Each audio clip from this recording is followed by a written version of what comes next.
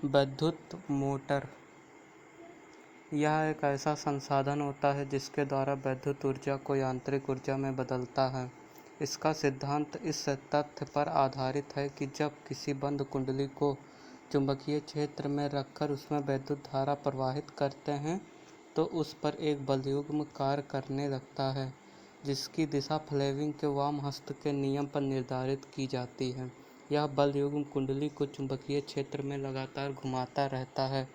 रचना: विद्युत मोटर के 3 मुख्य भाग होते हैं। पहला क्षेत्र चुंबक यह एक शक्तिशाली चुंबक होता है जिसके ध्रुवखंड N व S होते हैं। दूसरा आर्मेचर, यह तांबे की एक तार कई फेरों वाली एक कुंडली ABCD होती है जो कि चुंबक के ध्रुवखंड N व S के बीच घूमने के लिए स्वतंत्र होती है।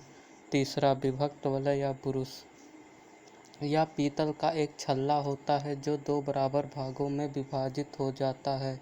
ये दोनों भाग एक दूसरे से पृथक्कृत होते हैं। एक सिरा दूसरे भाग से जुड़ा होता है। इन भागों में पृथक 2 कार्बन के बुरुश स्पर्श करते हैं। इन बुरुशों का संबंध एक बैटरी से होता है।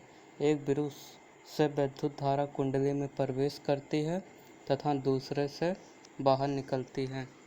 कार्यविधि: जब बैटरी से कुंडली में विद्युत धारा प्रवाहित की जाती है तो फ्लेमिंग के वाम हस्त के नियम के अनुसार कुंडली की भुजा AB में एक बल नीचे की ओर और CD में एक बल ऊपर की ओर कार्य करने लगता है।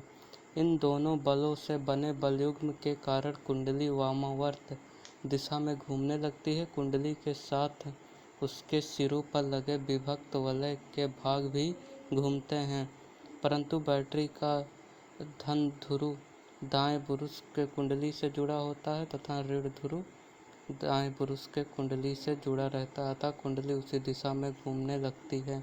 विद्युत मोटर का उपयोग विद्युत ऊर्जा को यांत्रिक ऊर्जा में बदलने के लिए किया जाता है। इसके द्वारा बिजली के पंखे, आटे पीसने की चक्की इत्यादि चलाए जाते हैं।